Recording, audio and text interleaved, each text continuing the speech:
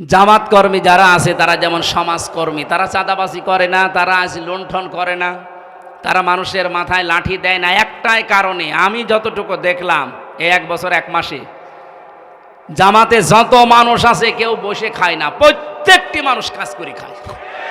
সে যদি ভ্যান চালকও হয়, কেউ বসে খায় না। আপনি দেখেন প্রত্যেকের কোনো না কোনো কাজ আছে। আর ওই কাজ থেকে 1 মাসে যদি 5,000 টাকা উপায় হয়, সেখান থেকে অন্তত 5% হলে যেই কয় টাকা হয় সেই কয় টাকা নিয়েই জিতছায় সে জমা দেয়। এই জন্য এই দলটা চালাতে কোনো বেগ পেতে হয় না। আর অন্যান্য দলের দ্বারা এইভাবে দেওয়ার কোনো নিয়ম নেই। যদি 5,000 পায়, আরো 10,000 বাম হাতের ইনকাম করে।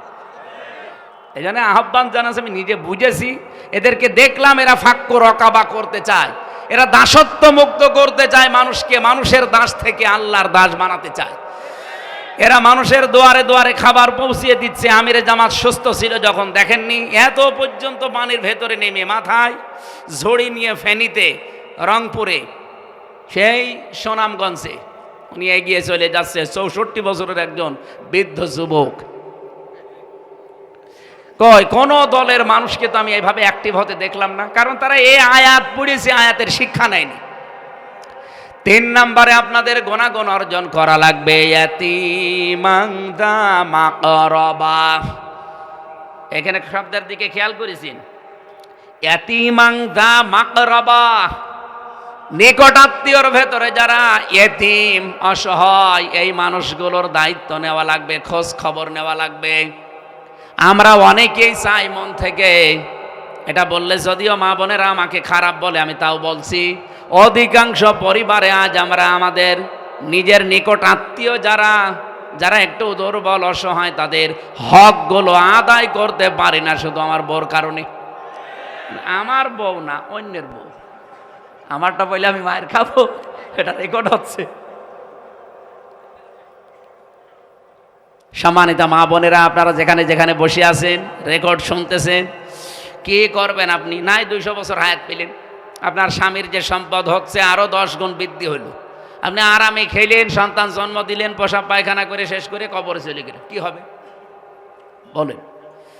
খাদিজাতুল কুবরা রাদিয়াল্লাহু তাআলা আনহা, উনি নবীজি নবুয়ত পেয়ে যখন আসলেন, যে 5টা সার্টিফিকেট দিয়েছিলেন, আপনি দিতে পারেন না।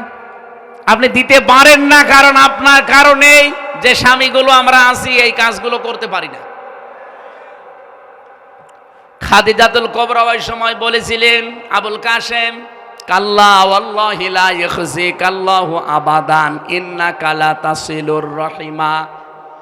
হে আবুল কাসেম, কখনোই কোনো জিন ভূত পরি আপনাকে ভয় দেখাতে পারে না, কারণ আপনি নিকট আত্মীয় যারা, রক্তের সম্পর্ক যারা, তাদের সাথে সম্পর্ক ঠিক রাখেন। তাহলে মানুষের ভেতরে ভয় দূর করার জন্য, আজ অনেকে জিনের ভয়, ভূতের ভয় পায়, এ ভয় দূর করার জন্য মাস্ট বি নিকট আত্মীয় স্বজনের খোঁজ খবর রাখা লাগবে। হাদিস হচ্ছে, নবীজি বলেন, কোন স্ত্রী যদি চায় যে আমার স্বামী আরো বেশি দিন বেঁচে থাক, আমার স্বামীর হায়াত, সম্পদ, ইজ্জত, দুনিয়ার মর্যাদা আরো বেড়ে যাক, ওই স্ত্রীর উচিত তার স্বামীকে যেন মাঝে মাঝেই বলে, স্বামী যা করো অন্তত নিকট আত্মীয় স্বজন, রক্তের সম্পর্ক সাথে সাথে আছে, এগুলো আরো দৃঢ় করো। আপনি নিজের মন থেকে বলেন তো, এরকম স্ত্রী এখন কম না বেশি? কম। অধিকাংশ স্ত্রী চাই না আমি আমার ভাইয়ের হকগুলো আদায় করি, আমার বোনের হকগুলো আদায় করি, আমার ফুফু, আমার চাচা, এগুলোর হক আমি আদায় করি, পুঙ্খানুপুঙ্খানু ওরা চাই না। আপনার সাহায্য না পেলে এগুলো আমি 100 ভাগ পারবো না। শেষে দেখা যাচ্ছে আস্তে আস্তে আমি মানসিক রোগী হয়ে যাব। আজ বহু মানুষকে দেখি তার স্ত্রীকে বাদ দিয়ে দেয় শুধু এই একটা মাত্র কারণে। স্ত্রী নিজের দিকে খুব ভালোই টানে, নিজের মা বাবা, নিজের ভাই, নিজের বোন, ওইগুলো আসলে স্বামীকে দিয়ে পাগল হয়ে যায়। আর স্বামীর পক্ষ থেকে কেউ আসলে ওর মনই পাওয়া যায় না। এরকম বউ আছে কার? হাত তোলেন তো, তোলেন।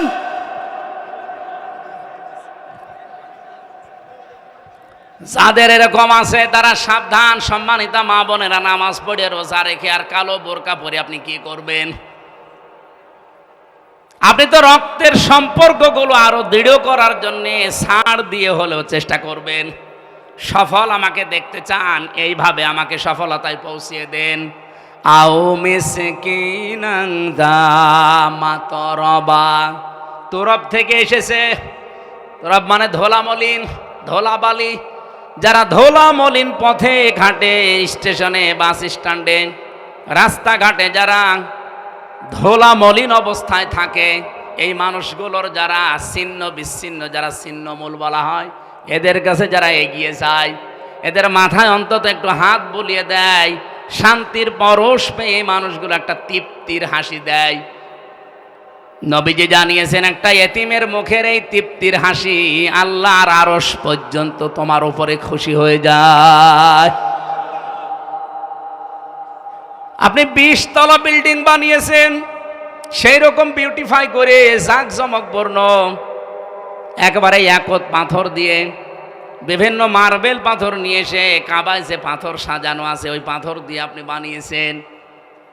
এই 20 তলা বিল্ডিং এর মূল্য আল্লাহর কাছে যত না বেশি, একটা ছিন্নমূল ধলাবালি মলিন অবস্থায় যারা বিভিন্ন জায়গায় আছে, এরকম অসহায় মানুষের পাশে যদি কেউ ছুটে যায় আর তাকে যদি হাসি দেখতে পাওয়ার জন্য চেষ্টা চালায়, ওই লোকটার প্রতি আল্লাহর আরশ পর্যন্ত খুশি হয়ে যায়। বলেন তো, এই কর্মসূচিটা বাংলাদেশে 73টা দল আজ কাজ করছে। আমি তো নিজে দেখতে পাচ্ছি কারা নিয়েছে। যারা নিয়েছে কান খাড়া করে শোনেন, কোরআন হাতে নিয়ে বলছি আপনারা সফল হবেন। আল্লাহর কসম আপনারা সফল হবেন, যারা মানুষকে ধোলা মলিন এই অসহায় ছিন্নমূল মানুষের কাছে আজ এগিয়ে যাচ্ছেন। কমিশন বানাতে দিয়েছিল সরকার নারীদেরকে। আমার তো চেহারা দেখে মনে হচ্ছিল না যে এরা নারী। নারী কমিশনে যেই কয়েকজন ছিল আপনি তাকিয়ে দেখিয়েছে নাকি মহিলা না পুরুষ বোঝা যায়। কোরআনের 13টা আয়াত ভুল ধরিস, 26টা হাদিস তারা ভুল ধরিস।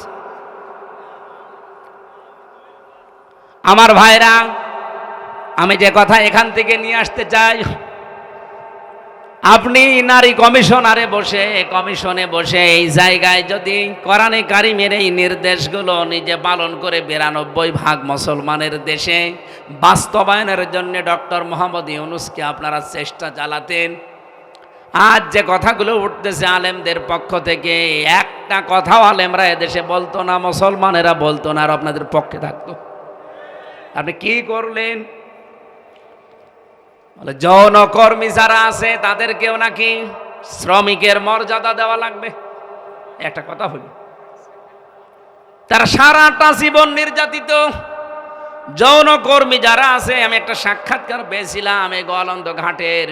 এই মেয়েটা দুর্ভাগ্যের কারণে সেখানে যে পড়েছে, কি নির্যাতন তার উপরে 8 বছর চলছে।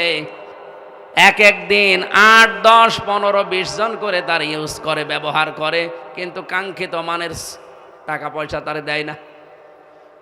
তার তো এমনিতেই কষ্ট, আরও বিভিন্ন মেডিকেলের যে সমস্ত বিষয়গুলো আছে ওগুলো নিচে নামলাম না, সবগুলো থেকে তারা আপনি কষ্ট দিচ্ছেন, বঞ্চিত করছেন।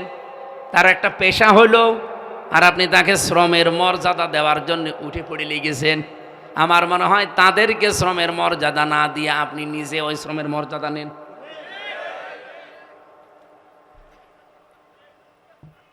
আমি আর বাকিটা বললাম না। যতগুলো পয়েন্ট আমি 318 পৃষ্ঠা পুরাটা পড়েছিলাম, প্রত্যেকটা লাইনে মনে হচ্ছে সব ইসলামের বিরুদ্ধে। এই জন্য ধোলা মলিন যারা, যে সমস্ত অসহায় ছিন্নমূল মানুষ, আমাদের কাজ হবে এখন থেকে যে যেই জায়গায় আছে এখান থেকে এদের কাছে এগিয়ে যাওয়া। সুম্মা কানা মিনাল্লাযীনা আমানু ওয়া তাওয়াসাউ বিস-সাবরি ওয়া তাওয়াসাউ বিল মারহামা। এরপরে যারা ঈমান আনতে পারে, ঈমানের যে 4টা শর্ত আছে এগুলো মেনে যারা ঈমান আনে, আর যারা সবর, ধৈর্য এগুলো নিজেরা ধরে এবং উপদেশ দেয়। বাংলাদেশে এখন যে অবস্থা চলছে, আপনারা খোঁজ খবর রাখেন কিনা আমি জানি না। আমার এই ছোট্ট মাথার ভেতরে যতগুলো তথ্য আসতেছে, খুব গভীর ষড়যন্ত্রে আমরা এখন কিন্তু আছি, বিশেষ করে আমাদের এই দাদাদের দ্বারা।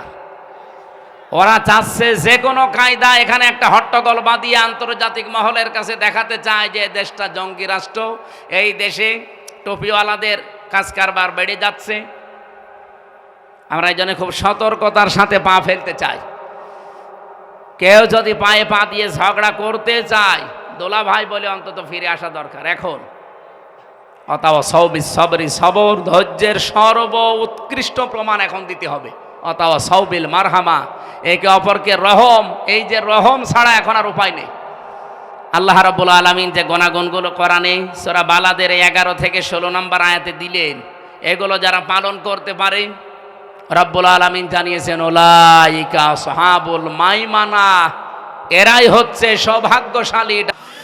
হাদিস পড়েছিলাম খয়রুন নাস মাইয়ানফাউন নাস, উত্তম মানুষ ওইটা যার দ্বারা মানুষের উপকার হচ্ছে এবং হবে। নবীজি ইয়াংফাউ দিয়েছেন, এটা মজারে, বর্তমান ভবিষ্যৎ, প্রেজেন্ট ফিউচার। আল্লাহর নবী কিন্তু খয়রুন নাস মাইয়ানফাউল মুসলিমিন দেননি, যে মুসলমানের যারা উপকার করছে করবে তারা উত্তম মানুষ আল্লাহর কাছে না। নাস আছে, হিন্দু বৌদ্ধ খ্রিস্টান মুসলমান যেই হোক, মানুষ যারা তাদের উপকার করবেন, তাদেরকে নিরাপত্তায় থাকার ব্যবস্থা করবেন, আপনি আল্লাহর কাছে উত্তম মানুষ। কালকে রাত 11টার দিকে আমার ঘরে একজন হিন্দু এসেছিল। আমি মনে করলাম যে মুসলমান হওয়ার জন্য এসেছে, না, এসে আমার একটা ভিডিও দেখাচ্ছে। কি ভাই নাম জিজ্ঞাসা করলাম, বলছে বিনোদ কুমার আগরওয়ালা, অনেক ধনী মানুষ কুষ্টিয়াতে। তো কি জন্য এসেছেন? ওর নাম শুনে আমি এবার বুঝলাম যে ও আমার ধর্মের না অন্য ধর্মের। আমারে বলছে হুজুর আমি মুসলমান হওয়ার জন্য আসিনি, আমি একটা ভিডিও দেখাতে চাই। সেদিনে যে হিন্দু বৌদ্ধ খ্রিস্টান এদের সাথে একটা আলোচনা ছিল, সেখানে বলেছিলাম যে ইসলাম যদি দেশে আসে তাহলে আমরা যেভাবে নিরাপত্তায় আছি, নিরাপদে আছি, ওনারা অনেকগুলো কথা আমাকে শোনালো যে আমরা এই ঝামেলায় আছে এই 15 বছরে সংখ্যালঘু হওয়ার কারণে। অভয় দিয়েছিলাম যদি ইসলাম দেশে আসে একবার শুধু, আমরা যেভাবে নিরাপত্তায় আছি আমাদের চাইতে কমপক্ষে 10 গুণ বেশি নিরাপত্তায় থাকবেন।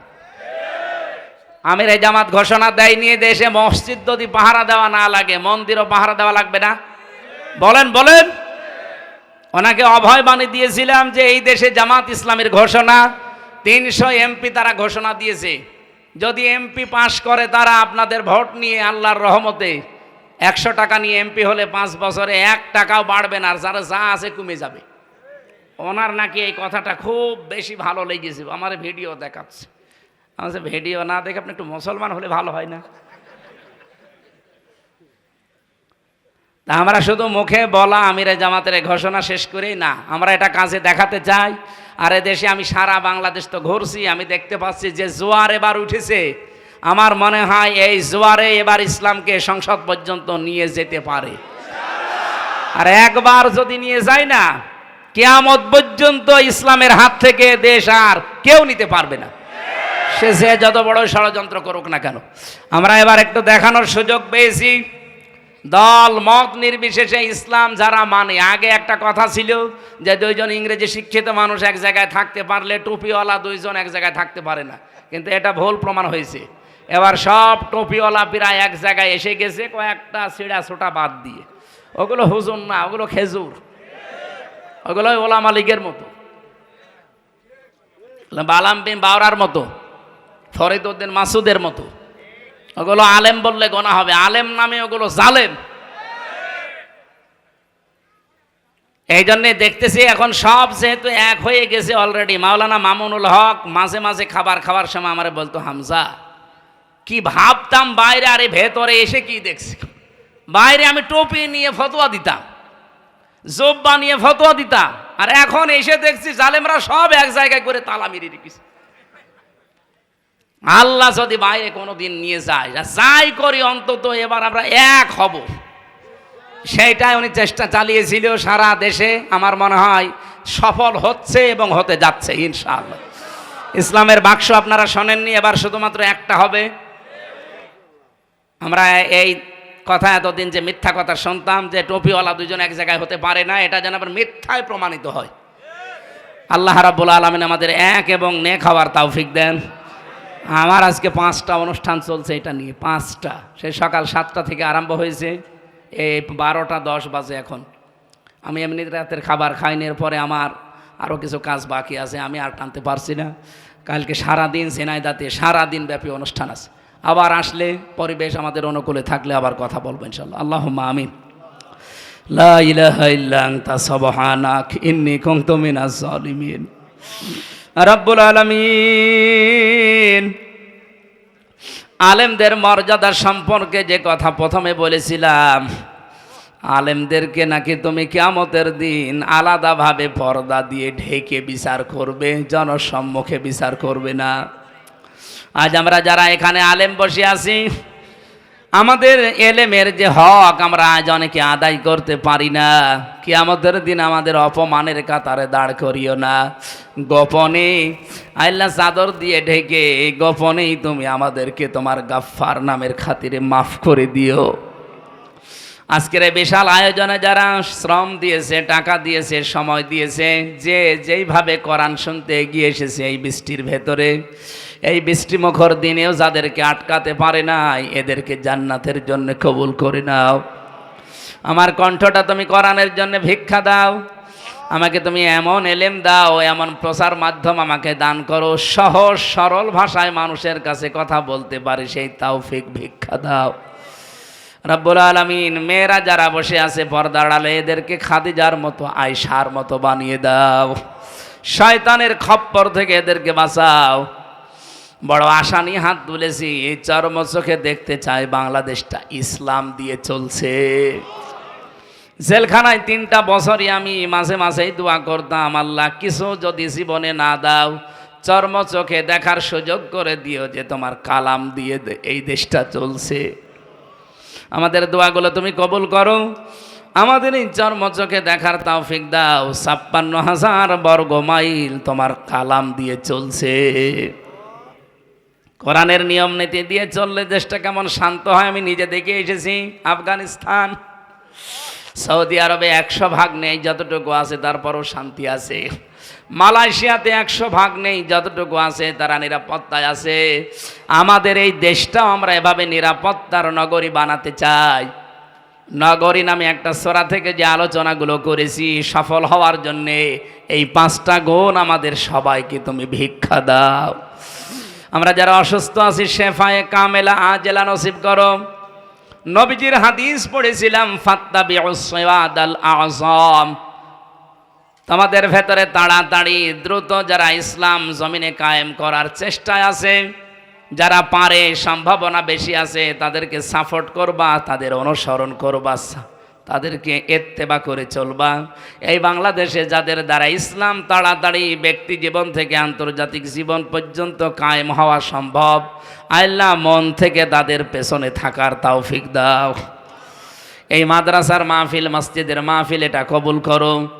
মাদ্রাসার সভাপতি, সেক্রেটারি, এখানে মোতাওয়াল্লি যারাই দায়িত্বে আছে, কোরআনের জন্য কবুল করে নাও। রব্বুল আলামিন, একটা জুলুম থেকে আমাদেরকে অন্তত নিষ্কৃতি দিয়েছো। দল মত নির্বিশেষে আমরা যারা এখন দেশে আছি, দেশটাকে কোরআন দিয়ে সাজানোর জন্য সবার মন তুমি আমাদেরকে অমরের মতো তৈরি করে দাও। 3টা বছর জালেমের জেলখানায় থেকে আমি নিজেও এখনো পর্যন্ত অসুস্থ হয়ে আছি। আল্লাহ ভিক্ষা চাই, এই তাহাজ্জুদের সময়ে 12টা পার হয়ে গেছে। এই তাহাজ্জুদের সময় মুসাফির অবস্থায় আছি। আল্লাহ মেহেরবানি করে আমাদেরকে শেফায়ে কামেলা আজেলা নসিব করে দাও। বহু রোগ শোক আমাদের শরীরে বাসা বেঁধেছে, সবগুলো দূর করে দাও। কোরআন যেহেতু শেফা, আল্লাহ এই কোরআনের শেফা আমাদেরকে নসিব করো। এলাকায় যত মানুষ কবরে আছে, কবরগুলো জান্নাত বানিয়ে দাও। কালিয়াকৈর থানার ওসি সাহেব সহ যত প্রশাসনের লোকেরা দায়িত্ব পালন করে, সততার সাথে পালন করার তৌফিক দাও।